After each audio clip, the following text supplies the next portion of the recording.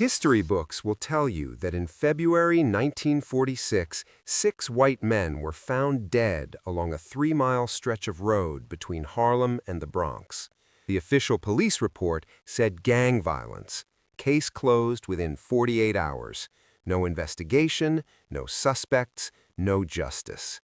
But here's what history books won't tell you. Here's what the NYPD buried in a file marked "Do Not Pursue." Those 6 men didn't die from bullets, didn't die from knives, didn't die from anything quick or merciful. They died the exact same way they'd killed Big Willie Jackson 3 days earlier, dragged behind a pickup truck for 3 miles while fully conscious. Every witness who watched that truck roll past their building heard the same sounds: screaming, begging, bones scraping asphalt, and one voice, calm and cold as January ice: "He saved my life. You took his. Now I'm taking yours, slowly." The voice belonged to Bumpy Johnson. And what Bumpy did on the night of February 21st, 1946, didn't just kill 6 men. It sent a message so brutal that for the next 20 years, not a single white gang member operated in Harlem. Not one. Because they all remembered the pickup truck. They all remembered the 6 ropes. They all remembered the 3-mile blood trail. This is that story. To understand what happened in February 1946, you need to understand who Big Willie Jackson was and why Bumpy Johnson would burn down the world to avenge him. Willie was born in Charleston, South Carolina in 1918, grew up picking cotton, grew up hearing words that would define and haunt him, used casually, constantly, cruelly. In early 1941, Willie was 23 years old, working as a dockhand in Red Hook, Brooklyn, loading ships for $3 a week, breaking his back for men who wouldn't look him in the eye. One February night, 5 white dock workers cornered him in an alley behind the warehouses. "You're taking work that belongs to white men," the leader said, pulling a knife. "We're going to teach you to know your place." Willie fought back. He was strong, 6'2", 200 pounds of muscle from years of labor, and he'd been fighting his whole life. He dropped 2 of them before the other 3 pulled knives. That's when Bumpy Johnson walked past. Bumpy didn't know Willie, didn't owe him anything, but he saw 5 white men with knives surrounding one black dock worker, and Bumpy Johnson had rules about that kind of thing. He pulled his .45 and fired 2 shots into the air.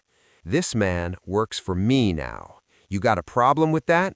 The 5 men looked at Bumpy's face, saw something there that made them choose life over pride. They ran. Willie stood there, breathing hard, bleeding from a cut on his arm. "I don't work for you." "You do now, because those 5 are coming back tomorrow with 10 more. So your choices are work for me and live, or stay here and die." Willie thought about it for 3 seconds. "What kind of work?" "The kind where men like them never put their hands on you again, long as you're with me." Willie had heard a lot of promises in his 23 years. Promises from bosses who didn't pay. Promises from cops who beat him anyway. Promises from a country that said all men were created equal while treating him like dirt. But something in Bumpy's voice was different. "When do I start?" "Tomorrow. Small's Paradise, 6 p.m. That's how it started. December 1941. Pearl Harbor. America entered World War II. By March 1942, Willie received his draft notice. Bumpy could have gotten him out of it, had the connections, had the money, but Willie didn't want out. "I want to fight," Willie said. "I want to prove I'm as good as any white man. I want to come back with medals pinned to my chest so nobody can ever say I'm less than human." Bumpy understood that desire. "Then you go, and when you come back, you'll have a job waiting. My personal protection. You have my word." "Why would you do that for me?"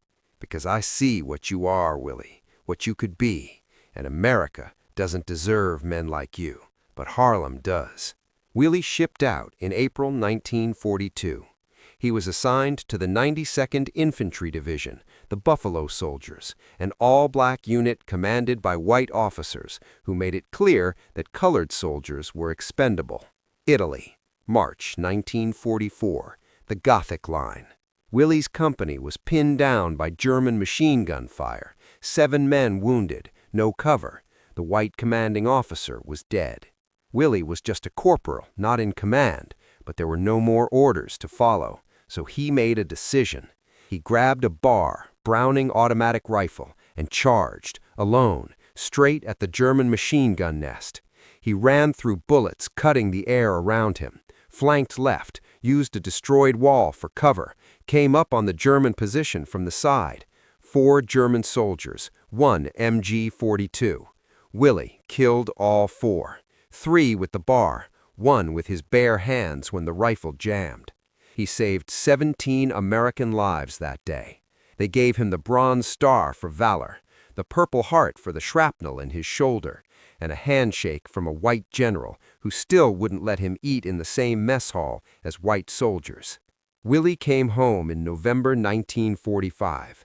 He stepped off the ship wearing his uniform, medals on his chest, expecting America to finally see him as equal. Instead, a white woman screamed when he sat next to her on a bus.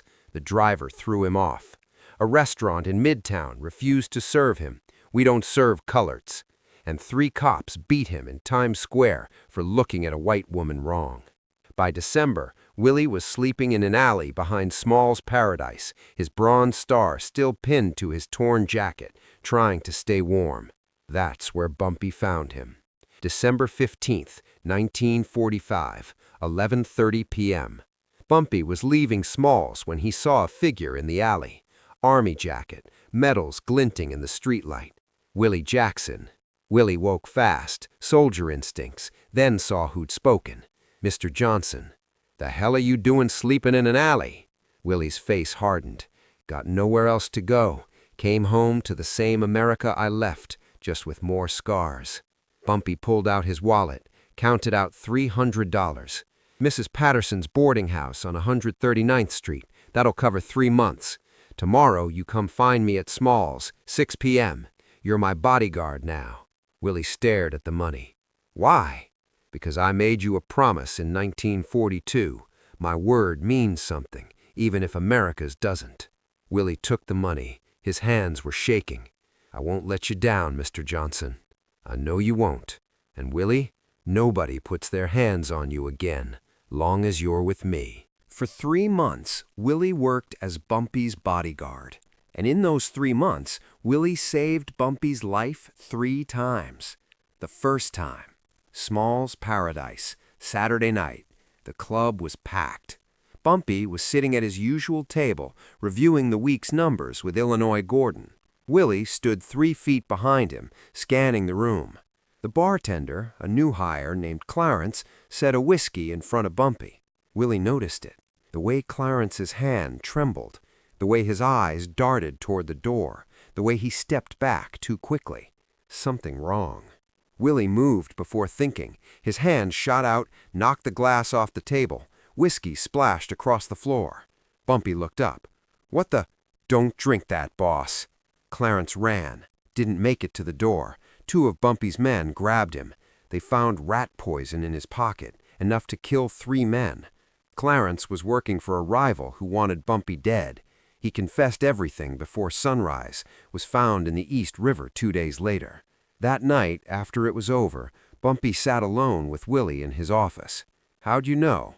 "His hands, boss, shaking, and his eyes kept going to the door, like he was planning his escape before you even took a sip. You saved my life tonight." Willie shrugged. "That's the job." "No." Bumpy's voice was serious. "That's not the job. The job is to stand nearby and look intimidating. What you did, watching, noticing, acting, that's something else." He poured 2 glasses of clean whiskey, handed one to Willie. "To the first time," Bumpy said. Willie smiled. "Hopefully the last." It wasn't. The second time. Bumpy was leaving a meeting on 125th Street. Business with some Italian associates. Territory discussions. Willie was walking 3 steps behind, scanning rooftops, doorways, parked cars, the way he'd learned in Italy. He saw the glint first, sunlight reflecting off glass, 3rd-floor window across the street. Scope. Down! Willie lunged forward, grabbed Bumpy's shoulder, pulled him sideways. They crashed through a doorway together. The bullet hit the door frame, exactly where Bumpy's head had been half a second earlier. Willie had his gun out before they hit the ground, fired 3 shots at the window. Cover fire. The sniper disappeared. By the time Bumpy's men got to the building, he was gone. That night, Bumpy sat in the safe house, staring at the hole in the door frame. 6 inches, he said quietly. 6 inches to the left and I'm dead. But you're not, Willie said. Because of you, again. Just doing my job, boss. Bumpy looked at Willie for a long moment. You keep saying that, but we both know it's more than that. Willie didn't respond, just checked the windows again, made sure they were secure. Get some sleep, boss. I'll take first watch. The 3rd time. This was the one that mattered most, because it was the last. 11:45 p.m. Bumpy was leaving Small's Paradise through the back entrance, heading to his Cadillac in the alley. Willie was 10 feet behind, always scanning, always alert. He saw the movement in the shadows. 2 men, guns rising. No time to shout, no time to draw, only time to move. Willie lunged forward, 3 steps, grabbed Bumpy's shoulder, pulled hard. Bumpy went down. The first shot hit Willie in the left shoulder, the same shoulder that had taken shrapnel in Italy. He didn't go down. His right hand drew his .45, fired 3 times. The shooters ran. Then the adrenaline faded, and his legs gave out. Bumpy caught him before he hit the ground. "Willie, stay with me!" Willie smiled, blood on his teeth. 3 times, boss. That's 3. You're gonna be fine.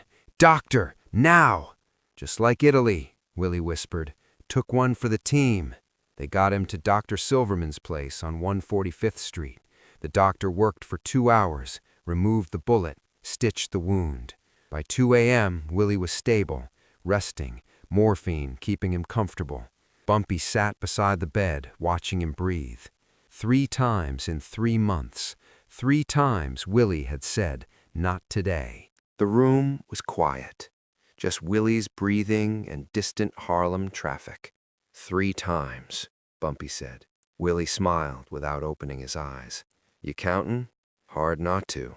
That's the job, boss. No, what you do, throwing yourself in front of bullets, that's not the job. That's something else. Willie was quiet for a moment. The morphine made him honest. You remember what you said to me in Red Hook, back in 41? I said a lot of things. You said nobody would ever put their hands on me again, long as I was with you. Willie's eyes were still closed. Nobody ever said that to me before. My whole life, people told me what I couldn't do, what I couldn't be. But you saw a colored dock worker getting jumped, and you didn't see trash. You saw potential. You saw a brother. You proved me right. And you gave me something America never did. Respect. Family. Purpose. Willie's voice was soft but certain. So yeah, I'll take bullets for you, because you're the only person who ever made me feel like I mattered. Bumpy's voice was rough. You matter, Willie. To me. To Harlem. I know, boss. Get some rest. We'll find who sent those shooters tomorrow. Willie closed his eyes, the morphine pulling him toward sleep. Boss? Yeah? Thank you. For everything. No. Thank you, Willie, for all 3 times. Willie smiled. Might be a 4th. I can feel it. Not if I can help it. We'll see. Those were the last words they ever spoke to each other. Danny Morrison and his crew were drinking at Murphy's Tavern in Hell's Kitchen when Paulie McCarthy walked through the door. Danny, you're not going to believe this. What? That colored you shot tonight? Bumpy's bodyguard? I know where he is. Danny's eyes narrowed. Where? Dr. Silverman's place, 145th Street. No guards, just him and the doctor. 6 men. All white, all Irish, all filled with whiskey and hate. Danny made a decision. Get the truck, get rope. At 3:45 a.m., they broke into Dr. Silverman's brownstone. Willie awoke to heavy boots on the stairs, reached for his gun. It wasn't there. The door burst open, 6 men with rope and knives. Willie fought, but his shoulder was destroyed. The morphine slowed him. 6 against 1 wounded man isn't a fair fight. Please, Willie said. I'm a veteran. I fought for this country. The Gothic Line. I saved 17 men. Danny Morrison picked up Willie's bronze star from the nightstand, examined it, then dropped it on the floor and stepped on it. You're not a veteran. You're a colored playing soldier. These medals don't mean anything.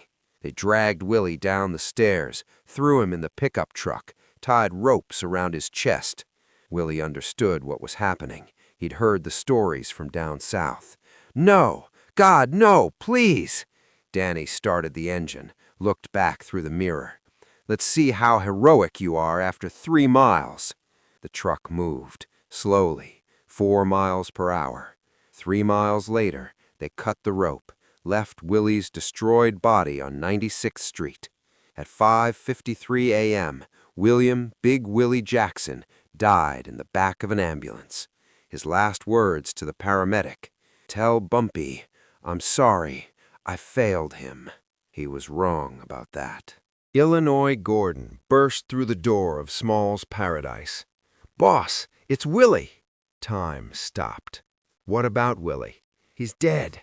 They found him on 95th Street. They dragged him, boss, 3 miles. His body—" Illinois couldn't finish. Bumpy drove to Harlem Hospital, walked into the morgue. The attendant tried to stop him. Bumpy pushed past. He stood at the table, stared at the white sheet, then pulled it back. What he saw would haunt him forever. Willie's body was destroyed, skin gone, muscles torn, bones visible, his face barely recognizable, but his bronze star and purple heart were still in his jacket pocket, bent, crushed, but there. Bumpy stood there for 5 minutes, not moving, not speaking. He reached into the pocket, pulled out the bronze star, held it in his palm. This medal represented everything Willie believed in, everything he'd fought for, and 6 men had stepped on it, had told Willie it meant nothing. Bumpy pulled the sheet back over Willie's body. His hands were shaking, not from fear, from rage so complete his body couldn't contain it. He walked out of the morgue, out of the hospital, got in his car, drove back to Small's Paradise. Illinois was waiting with a folder. "You got names?" 6 of them. Danny Morrison's crew from Hell's Kitchen. Bumpy opened the folder. 6 photographs, 6 faces. Danny Morrison, Tommy O'Brien, Paulie McCarthy, Frank Murphy, Lou Bennett, Rick Sullivan. Where are they now? Murphy's Tavern, all 6, drinking, celebrating. Bumpy closed the folder. "Get me a pickup truck, black, same make as theirs, and get me 15 men. We're going to Hell's Kitchen tonight." "Boss, if you do this—" "If I do this, Willie's death means something. It means every gang in New York learns that Harlem protects its own. The police called Willie a gang member and closed his case in 4 hours. Bumpy's eyes were ice, so we handle this the Harlem way." Murphy's Tavern, Hell's Kitchen, 2 days after Willie's murder. 6 men were inside, doors locked, windows closed, guns ready. They knew Bumpy was coming. They were prepared. At least, they thought they were. At 11:45 p.m., 3 black Cadillacs rolled down 10th Avenue, headlights off, silent. They stopped in front of the tavern. 15 men stepped out, all armed, all Bumpy soldiers. Illinois Gordon walked to the front door, crowbar in hand. 2 hits, the lock shattered, the door swung open. Inside, 6 men scrambled for their weapons. Too slow. Bumpy's men poured through the door like water through a broken dam. The first 3 went for Danny Morrison. 2 more cut off the back exit. The rest spread out, covering every corner. Danny reached for his shotgun under the bar. Marcus Cole kicked it away, drove his fist into Danny's stomach. Danny doubled over, gasping. Tommy O'Brien fired twice. Both shots went wide, shattering bottles behind the bar. Quick Jackson shot the gun out of his hand. Tommy screamed, clutching his bleeding fingers. Paulie McCarthy tried to run for the back door, found 3 men waiting. They drove him to the floor. Frank Murphy didn't even try to fight, just put his hands up. Smart man. Too late for smart. Lou Bennett swung a chair. It connected with nothing. 2 men took him down before the chair hit the ground. Rick Sullivan went for the window. Illinois caught him by the collar, slammed him face first into the wall. 90 seconds. 90 seconds, and 6 men were on the floor, hands tied behind their backs, mouths gagged, eyes wide with terror. The door opened. Bumpy Johnson walked in. He stood in the center of the tavern, looked at each man on the floor, memorized each face. Then he reached into his pocket, pulled out Willie's bronze star. "You know what this is?" Danny tried to speak through the gag. Couldn't. This belonged to a man named Willie Jackson. He earned it in Italy, the Gothic Line, saved 17 American lives. Bumpy's voice was quiet, cold. He came home from war expecting America to treat him like a hero. Instead, 3 days ago, you dragged him through the streets like an animal. He knelt in front of Danny. He begged you to stop, showed you his medals, told you he was a veteran, and you stepped on his bronze star and told him it meant nothing. Danny was crying now, tears streaming down his face. Tonight, you're going to feel exactly what Willie felt, every mile, every second. But there's a difference. Bumpy stood. Willie was alone. He died alone on that street. But you won't be alone. You'll have each other. 6 of you, 6 ropes, 1 truck. You'll watch each other die, hear each other scream, and in your last moments, you'll understand exactly what you took from me. He turned to his men. Put them in the truck, all 6, side by side. They dragged the 6 men out into the cold February night. The black Ford pickup waited in the alley. Same make, same model, same year as the one they'd used on Willie. 6 ropes, 6 bodies, tied to the bumper in a row. Danny Morrison in the center, the others on either side. All conscious, all terrified, all understanding exactly what was about to happen. Bumpy climbed into the driver's seat, started the engine. The rumble filled the night. He looked at the 6 men in the rearview mirror, crying, struggling, trying to scream through their gags. Willie saved my life 3 times, and you murdered him for being a hero, for being proud, for refusing to accept that his medals meant nothing. He put the truck in gear. Now, I'm going to show you what those medals meant to me, to Harlem, to everyone who ever looked at Willie Jackson and saw a brother. The truck started moving, slowly, 4 miles per hour, from Hell's Kitchen toward Harlem. The truck rolled through the Manhattan streets at 1 a.m., 6 bodies dragging behind it, 6 men screaming through their gags, the sound of flesh scraping asphalt, the smell of blood filling the cold air. Bumpy kept his eyes forward, his hands steady on the wheel, his face expressionless. Behind him, Danny Morrison's back was shredding against the cobblestones, his clothes tearing, his skin peeling. Tommy O'Brien was trying to curl into a ball, trying to protect his face. Couldn't. The rope held him flat.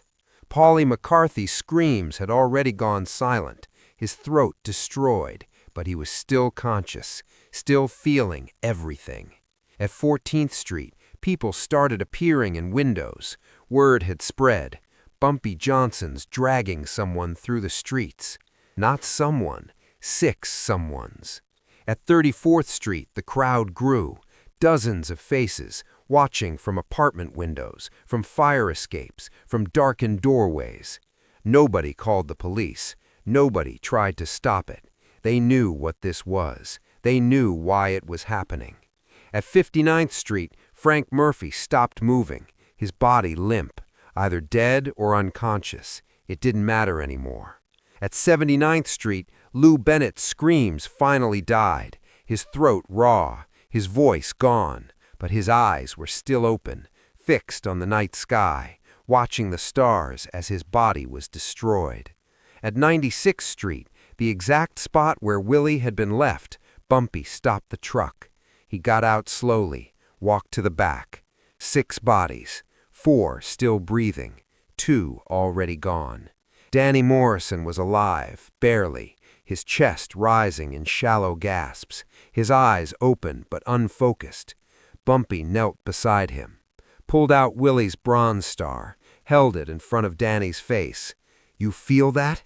Every second of that? That's what Willie felt, while you laughed, while you drove that truck and listened to him beg." Danny tried to speak. Blood filled his throat. Bumpy stood, pulled out 6 cards he'd prepared, waterproof, typed. He pinned one to each body. William, Big Willie Jackson, Bronze Star, Purple Heart, 92nd Infantry Division, Buffalo Soldiers. Murdered, February 18th, 1946. This is justice. Harlem remembers. Then he placed Willie's Bronze Star on Danny Morrison's chest. "Promise kept, Willie. Nobody puts their hands on you again." He walked back to the truck, got in, drove away, left 6 bodies on 96th Street, the same spot where Willie had died, the same 3-mile route, the same 4 miles per hour. Justice delivered. By sunrise, every gang in New York knew what had happened. 6 white men, dragged to death. Same method they'd used on Willie Jackson. The NYPD investigation lasted 6 hours. The official report read, 6 unidentified white males. Cause of death, severe trauma. No witnesses, no suspects. Classification, gang violence. Case closed. Because even the police understood what Danny Morrison's crew had done to a Bronze Star veteran was so evil that Bumpy's revenge was the only justice Willie Jackson would ever receive. The message spread through every corner of New York. Touch Bumpy Johnson's family, and you don't just die, you suffer first, publicly, exactly the way you made them suffer. The Irish crew that Danny belonged to pulled out of Harlem within a week, never came back. The Italian families sent word, "Harlem is yours. We have no quarrel with Bumpy Johnson." For the next 20 years, from 1946 to 1966, no white gang operated in Harlem. Not one, because they all remembered the pickup truck. They all remembered the 6 ropes. They all remembered what happens when you touch Bumpy Johnson's family. Over 2,000 people attended Willie's funeral at Abyssinian Baptist Church. Veterans came, men from the 92nd Infantry who'd fought alongside Willie in Italy. Harlem residents came, people who'd never met Willie but understood what he represented. Reverend Adam Clayton Powell, Jr. delivered the eulogy. William Jackson fought for a country that didn't love him back. He saved American lives. He came home with medals and the belief that his sacrifice would earn him equality. Instead, he came home to hatred, to violence, to a death I will not describe in this holy place. But William Jackson did not die unavenged. He did not die forgotten. And because of what happened in the 3 days following his death, he will never be forgotten. Some will say that what was done in his name was wrong, that revenge is not justice. I am not here to make that judgment. God will judge all of us in time. What I will say is this: William Jackson mattered. His life mattered. His sacrifice mattered. And when the system failed him completely, someone stood up and said, "Not in my city, not to my brother, not without consequences." Rest in peace, William Jackson. Harlem remembers. They lowered Willie's casket at Woodlawn Cemetery. When everyone had left, Bumpy stood alone at the grave. He placed 3 things on the casket: Willie's bronze star, Willie's purple heart, and a letter. "Willie, you saved my life 3 times. I couldn't save yours, but I made sure they paid. All 6, every mile, every second. You came home to a country that didn't deserve you, but you found a family that did. Rest easy, brother. Nobody will ever forget your name, Bumpy." As the dirt covered the casket, Bumpy whispered, "3 times you said not today. This time, I said it for you." William "Big Willie" Jackson saved 17 American soldiers at the Gothic Line in Italy, March 1944. Saved Bumpy Johnson's life 3 times in Harlem, December 1945 to February 1946. And when 6 men murdered him for being a hero, for being proud, for refusing to accept that his medals meant nothing, Bumpy Johnson made sure the entire city understood what that cost. One night, 6 men dragged 3 miles, side by side, together. Hundreds of witnesses, 0 arrests, justice delivered. If this story moved you, if you believe Willie Jackson deserved better than what America gave him, hit that subscribe button. We're telling the Bumpy Johnson stories that history buried. Drop a like if you believe Willie's sacrifice in Italy and in Harlem mattered. Comment below, was this justice or revenge? When a war hero is murdered and the police do nothing, what's left?